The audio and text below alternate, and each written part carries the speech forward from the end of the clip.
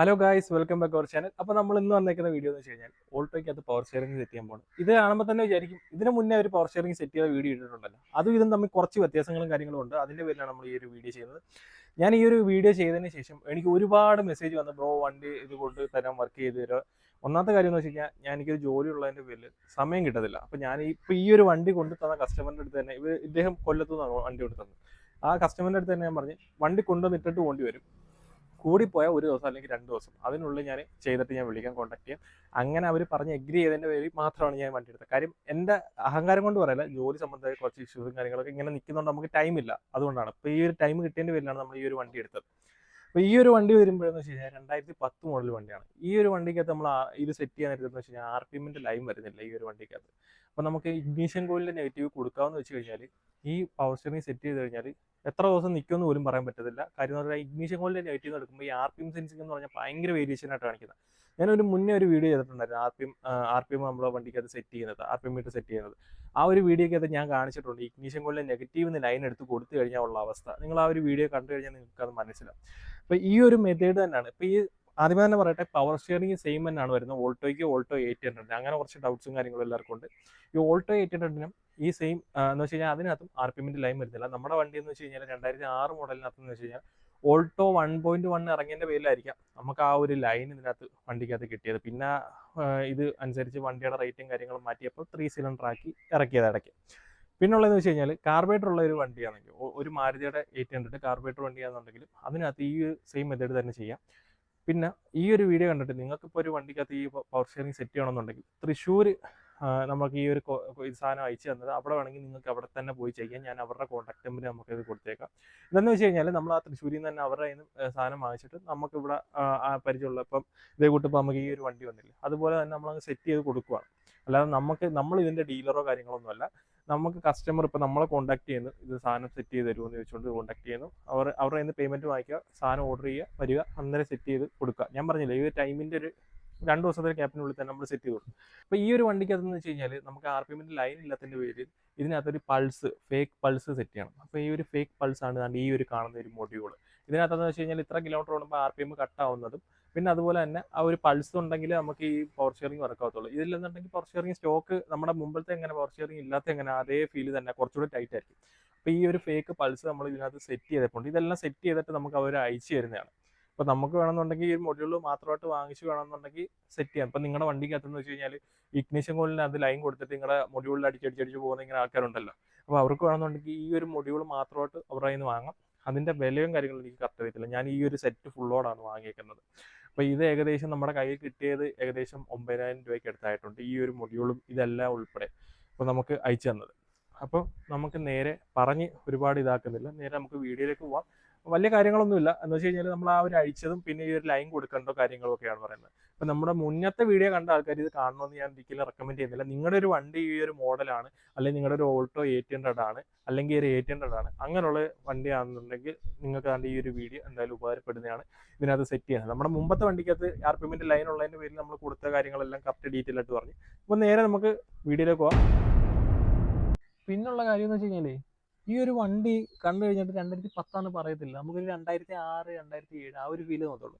2-3 കാര്യങ്ങളുണ്ട്. ഒന്നാമത്തെ കാര്യം, ഈ ഒരു കോമ്പിനേഷൻ സ്വിച്ച് ഉണ്ടല്ലോ, ഈ ഒരു സ്വിച്ച് 2010 ശേഷമുള്ള വണ്ടിക്ക്, 9 ശേഷമോ 10 ശേഷമുള്ള വണ്ടിക്കകത്ത് ഈ കോമ്പിനേഷൻ സ്വിച്ചിനകത്ത് വ്യത്യാസമുണ്ട്. കുറച്ചുകൂടെ 800-നകത്ത് വരുന്ന കൂട്ടുള്ളൊരു കോമ്പിനേഷൻ സ്വിച്ചിൻ്റെ ഒരു ഡിസൈനാണ് വരുന്നത്.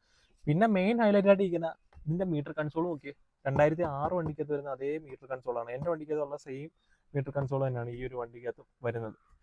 അത് നോക്കിയേ. പിന്നെ അതുപോലെ തന്നെ ഈ ഒരു വണ്ടിയുടെ സീറ്റ് വരുമ്പോഴെന്ന് വെച്ച് കഴിഞ്ഞാൽ നമുക്ക് 2010 ശേഷമുള്ള വണ്ടിയുടെ സീറ്റ് വരുമ്പോഴെന്ന് വെച്ച് കഴിഞ്ഞാൽ സ്പ്രിങ് അല്ലേ വരുന്നത്. ഇത് സ്പ്രിങ്ങോ കാര്യങ്ങളൊന്നും അല്ല വരുന്നത്, സാധാ മറ്റേ തകിടോ ആ ഒരു ഇരുമ്പിൻ്റെ ആ ഒരു സീറ്റാണ് വരുന്നത് 2006 വണ്ടിക്കകത്ത് വരുന്നത്. അപ്പോൾ അങ്ങനെയുള്ള കുറച്ച് കാര്യം വെച്ചിട്ടാണ് ഈ ഒരു ഡൗട്ട് വന്നത്. പക്ഷേ ഞാനിത് അഴിച്ചു നോക്കിയപ്പോഴും ഇതിനകത്ത് RPMൻ്റെ ലൈൻ വരുന്നില്ല ഈ ഒരു വണ്ടിക്കകത്ത്. അതാണ് ഒരു ഡൗട്ട്. വണ്ടി നോക്കുവാണെങ്കിൽ 2010 വണ്ടിയാണ്, പക്ഷേ മാരുതിയുടെ കാര്യമല്ലേ, ഒന്നും പറയാൻ പറ്റത്തില്ല. 2 ടൈപ്പ് ഓഫ് റേഡിയേറ്റർ വെച്ചാണ് ഇറക്കിയേക്കുന്നത്. ഒന്ന് സ്വിഫ്റ്റിനകത്ത് വരുന്ന റേഡിയേറ്ററും ഈ വണ്ടിക്കകത്ത് വന്നിട്ടുണ്ട്. പിന്നെ അതുപോലെ തന്നെ ഓൾട്ടോയുടെ കോമൺ ആയിട്ട് നമ്മുടെ എസിനകത്തൊക്കെ വരുന്ന റേഡിയേറ്റർ ഉണ്ടല്ലോ, എസിൻ്റെ റേഡിയേറ്റർ ക്യാപ്പൊക്കെ ഓൾട്ടോയ്ക്ക് അത് സൂട്ടാവും, ചിലതൊന്നും സൂട്ടാവത്തില്ല. അങ്ങനെ 2 ടൈപ്പ് റേഡിയേറ്ററും വരുന്നുണ്ട്. മാരുതിയുടെ കാര്യമായതുകൊണ്ട് ഒന്നും പറയാൻ പറ്റത്തില്ല.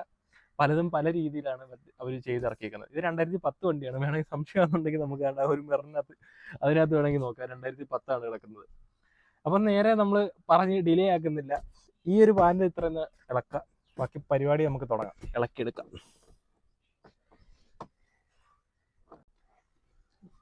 ട്രിപ്പൊക്കെ ഊരിപ്പോയി. അപ്പോൾ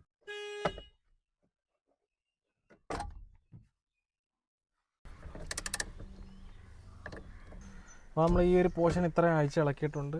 പിന്നെ ഉള്ളതെന്ന് വെച്ച് കഴിഞ്ഞാൽ നമുക്ക് ഈ ഒരു ഈ കൗൾ അഴിച്ചെടുക്കണം. ഒരു വണ്ടിയുടെ കൗള് സൈഡിൽ നിന്ന് അഴിച്ചെടുക്കണം. അപ്പം അതിനകത്ത് സ്ക്രൂ വരുന്നുണ്ട് ഇവിടെ. ആൾട്ടോയെ സംബന്ധിച്ചോളം എന്ന് വെച്ച് കഴിഞ്ഞാൽ നമുക്ക് വളരെ എളുപ്പമാണ് മിക്ക കാര്യങ്ങളും അഴിച്ച് നമുക്ക് പെട്ടെന്ന് റിപ്പയർ ചെയ്യാനേ.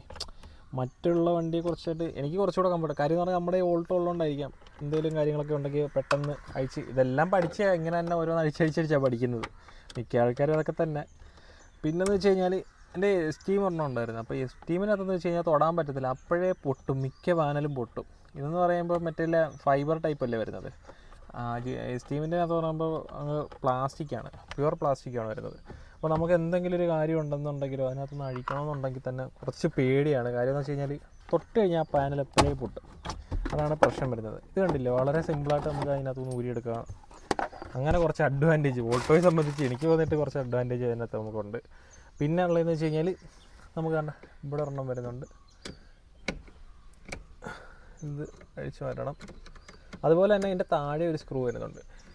ഇത് നമുക്ക് ഈ ഒരു വീഡിയോ കണ്ടിട്ട് നമുക്ക് സിമ്പിളായിട്ട് ഒരാളും കൂടെ ഹെൽപ്പിനുണ്ടെന്നുണ്ടെങ്കിൽ നമുക്ക് ആ കോള ഇറക്കി വെക്കുന്ന ടൈമിൽ ഒരാളും കൂടെ ഉണ്ടെന്നുണ്ടെങ്കിൽ ഈ ഒരു പവർ സ്റ്റിയറിംഗ് കറക്റ്റ് ഒന്ന് പിടിക്കാനായിട്ട് ഉണ്ടെന്നുണ്ടെങ്കിൽ കുഴപ്പമില്ല, നമുക്ക് ചെയ്യാവുന്നേ ഉള്ളൂ.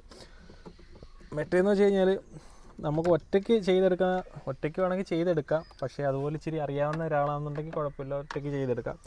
ഇതിനെക്കുറിച്ച് വലിയ ധാരണയില്ല, ഇങ്ങനെയാണ് കാര്യങ്ങളെന്ന് ഉള്ള ഒരാളാണെന്നുണ്ടെങ്കിൽ ഒരാളെയും കൂടെ സപ്പോർട്ടിന് വിളിക്കുന്നത് എപ്പോഴായാലും ബെറ്റർ ആയിരിക്കും നമുക്ക് ചെയ്തെടുക്കാനായിട്ട്. അങ്ങനെ കോമ്പിനേഷൻ സ്വിച്ച് നമ്മൾ ഇളക്കിയെടുത്തിട്ടുണ്ട്.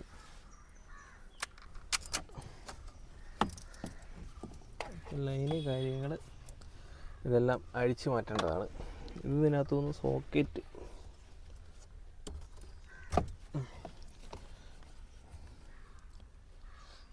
ഇതിനകത്ത് വേറൊരു സംഭവമുണ്ട്. മറ്റേ ചിപ്പ് വരുന്നോണ്ടേ ഇതുണ്ട, അതായത് ചിപ്പ് വരുന്നുണ്ട് കീക്കകത്ത്, അങ്ങനൊരു കാര്യം കൂടെ വരുന്നുണ്ട്. നമ്മുടെ ഓൾട്ടോയ്ക്കകത്ത് ആ സെറ്റപ്പ് ഒന്നുമില്ല. അപ്പോൾ 2010 9 ശേഷമാണെന്ന് തോന്നുന്നു, 9 8 ശേഷമാണെന്ന് തോന്നുന്നു ആ ഒരു സെറ്റപ്പ് വന്നത്. അപ്പോൾ ഇത്രയേ ഉള്ളൂ. ഇനിയുള്ളതെന്ന് വെച്ച് കഴിഞ്ഞാൽ അവിടുന്ന് അഴിക്കുക എന്നുള്ളൊരു പരിപാടിയാണ്. അഴിക്കുന്ന വീഡിയോ മിക്കവാറും ഇതിനകത്ത് കാണത്തില്ല. കാര്യം എന്ന് വെച്ച് കഴിഞ്ഞാൽ അന്ന് ഹെൽപ്പിനൊരു ഫ്രണ്ടിനെ വിളിച്ചപ്പോൾ ഉണ്ടായിരുന്നു, ഒന്ന് വന്ന് നിൽക്കി. അപ്പോൾ നമ്മുടെ ക്യാമറമാനെ എന്തായാലും അല്ലാതെ എടുക്കേണ്ടി വരും. ആ ഒരു വീഡിയോ കാണണമെന്നുണ്ടെങ്കിൽ നമ്മുടെ മുമ്പത്തെ വീഡിയോയ്ക്കകത്ത് കൊടുത്തേപ്പോണ്ട് ആ ഒരു പോർഷൻ അഴിച്ച് മാറ്റുന്നത്, അതുപോലെ തന്നെ സെറ്റ് ചെയ്യുന്നത്. കാര്യം എന്ന് വെച്ച് കഴിഞ്ഞാൽ ഇന്നിപ്പോൾ ആരുമില്ല, ഞാൻ ഒറ്റയ്ക്കുള്ളൂ, നമ്മുടെ ഫ്രണ്ടും ഉള്ളു ക്യാമറ ഓടിക്കാൻ. അപ്പോൾ അതുകൊണ്ട് ആ ഒരു സീക്വൻസ് എന്തായാലും കാണുമെന്ന് പ്രതീക്ഷിക്കേണ്ട.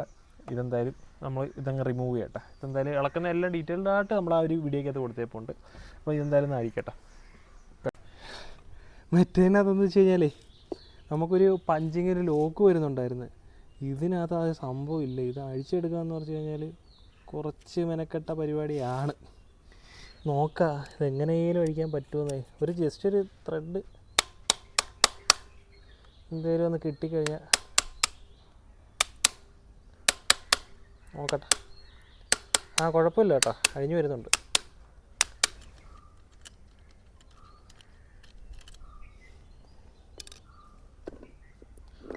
അങ്ങനെ അത് അഴിച്ചെടുത്തിട്ടുണ്ട്. ഇനി നമ്മുടെ പുതിയ പവർ സ്റ്റിയറിങ്ങിൻ്റെ സംഭവം അതിനകത്തൊരു സെറ്റ് ചെയ്ത് കൊടുക്കാം.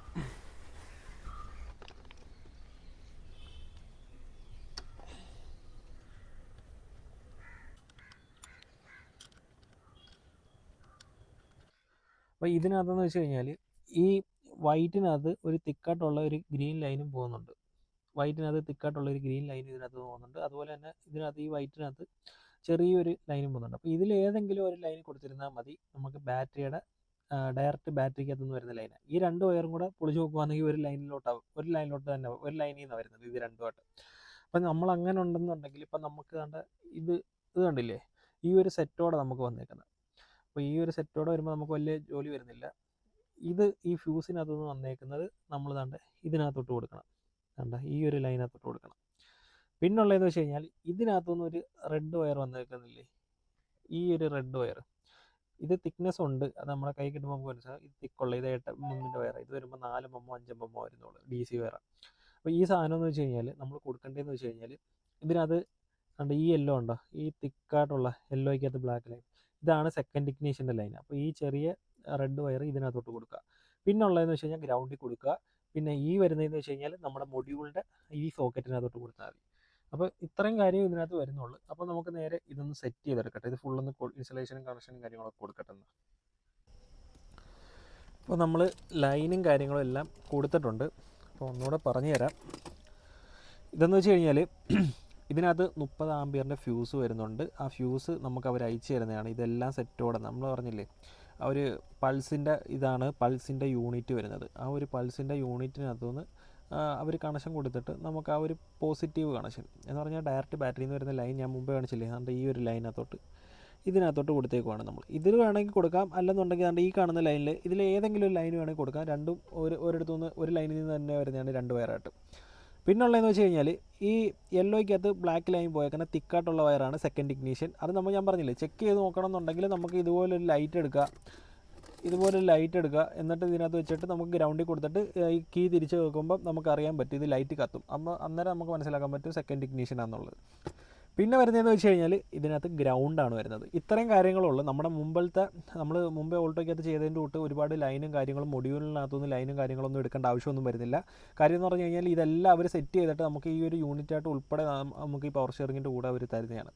അപ്പോൾ നമുക്ക് ആ ഒരു ബുദ്ധിമുട്ടോ കാര്യങ്ങളോ ഇല്ല, വളരെ സിമ്പിളായിട്ട് സെറ്റ് ചെയ്യാം. മറ്റേ വണ്ടിക്കകത്ത് ഞാൻ എൻ്റെ ഓൾട്ടോയ്ക്കകത്ത് സെറ്റ് ചെയ്തതിനെക്കാട്ടി കുറച്ചുകൂടെ നമുക്ക് സിമ്പിളായിട്ട് സെറ്റ് ചെയ്യാവുന്ന ഒരു മെത്തേഡായിട്ടുള്ള രീതിയിലാണ് അവർ നമുക്ക് ചെയ്ത് അയച്ചു തന്നേക്കുന്നത്.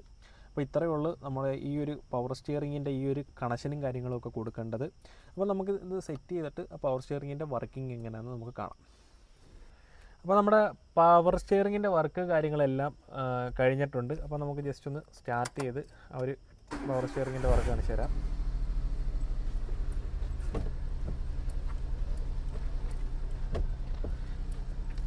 അപ്പോൾ നമ്മുടെ പവർ സ്റ്റിയറിങ്ങിൻ്റെ വർക്ക് കാര്യങ്ങളൊക്കെ ഇവിടം വരെ ഉള്ളു. പിന്നെ അതുപോലെ തന്നെ നമ്മൾ ഈ ഒരു കോളവും കാര്യങ്ങളൊക്കെ ഇളക്കുന്നതാണ്. അപ്പം വണ്ടി ഇതെല്ലാം നോക്കിയിട്ട് നമ്മൾ സ്റ്റിയറിംഗ് വീല് പിടിച്ച് എല്ലാം കറക്റ്റ് ലെവൽ ചെയ്ത് റണ്ണിങ്ങിലെല്ലാം ലെവൽ ചെയ്ത് എല്ലാം മുറുക്കി ടൈറ്റായി നിൽക്കുമ്പോഴും ശ്രദ്ധിക്കേണ്ട കാര്യമെന്ന് വെച്ച് കഴിഞ്ഞാൽ വണ്ടി കൊണ്ട് അലൈൻമെൻറ്റ് ചെയ്യണം. എൻ്റെ അലൈൻമെൻറ്റ് പ്രശ്നം വരും, അങ്ങനെ ഒരു ഇഷ്യൂസ് ഉണ്ട്. അപ്പോൾ കൊണ്ടുവന്ന് അവരുടെ അടുത്ത് പറഞ്ഞാൽ മതി അലൈൻമെൻറ്റ് ചെയ്യണമെന്ന് പറയുമ്പോൾ അവർ ഇതും കൂടെ അഴിച്ചിട്ട് കറക്റ്റ് നോക്കിയിട്ട് കറക്റ്റ് അഡ്ജസ്റ്റ് ചെയ്ത് സ്റ്റിയറിംഗ് വീലിട്ട് ലെവൽ ചെയ്ത് തരുന്നതാണ്.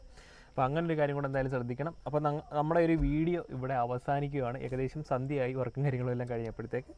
അടുത്തൊരു വീഡിയോ കാണുന്നവരെ സൈനിങ് ഔട്ട്.